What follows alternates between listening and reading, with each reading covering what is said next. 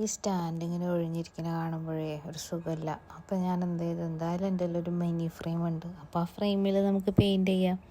എന്ത് പെയിൻറ്റ്? ഞാൻ മുന്നേ പറഞ്ഞിട്ടില്ലേ, നമ്മുടെ ബോഹോ വൈബ്, അതന്നെ ആ വൈബിൽ തന്നെ നമുക്ക് പെയിൻറ്റ് ചെയ്യാം. പിന്നെ ഇത് ചെയ്യാൻ ഭയങ്കര എളുപ്പമാട്ടോ. നമ്മൾ വലിയ ആർട്ടിസ്റ്റൊന്നും ആവണമെന്നില്ല.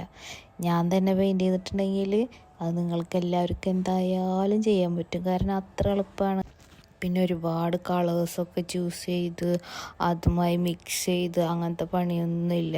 ആകെ ഞാനിതിൽ യൂസ് ചെയ്തേക്കുന്നത് വൈറ്റും ബ്രൗണും കളറും മാത്രമാണ്. പിന്നെ ആ ലീഫിന് വേണ്ടിയിട്ട് ബ്ലാക്ക് കളറും.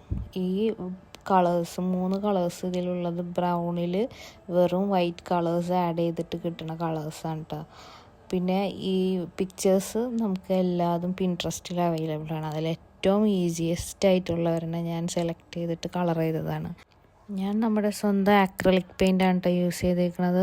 അപ്പോൾ നമുക്ക് എളുപ്പമായിട്ട് കളേഴ്സ് അവൈലബിൾ ആവാനും, പിന്നെ പേസ്റ്റൽ കളേഴ്സൊന്നും അല്ല യൂസ് ചെയ്തേക്കുന്നത്, കോമൺ ആക്രിലിക് കളേഴ്സാണ് യൂസ് ചെയ്തേക്കുന്നത്. അതിൽ വൈറ്റ് പെയിൻ്റ് അടിച്ചിട്ടാണ് കേട്ടോ നമ്മൾ പേസ്റ്റൽ ഷെയ്ഡ്സൊക്കെ ആക്കിയെടുത്തത്.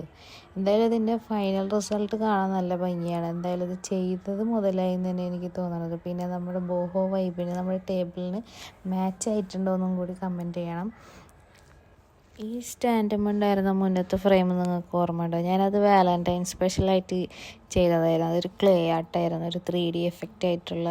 നമ്മുടെ ഈ ഫ്രെയിമുമ്പോൾ തന്നെ, ഈ സെയിം സൈസുള്ള ഫ്രെയിമുമ്പോൾ തന്നെ ക്ലേ ആർട്ട് ചെയ്തതായിരുന്നു. അത് കാണാൻ നല്ല ഭംഗിയുണ്ടായിരുന്നു കേട്ടോ. അത് ഞാൻ ഷോക്കേസിലോട്ട് മാറ്റി. എന്നിട്ട് ഞാൻ ഈ ഒരു ഫ്രെയിം ഇപ്പോൾ പുതിയത് വെച്ചതാണ്. എന്തായാലും ഇഷ്ടപ്പെട്ടാൽ ലൈക്ക് ചെയ്യാനും സബ്സ്ക്രൈബ് ചെയ്യാനും നിങ്ങളുടെ അഭിപ്രായം കമൻറ്റ് ചെയ്യാനും മറക്കരുത് കേട്ടോ. Okay, by.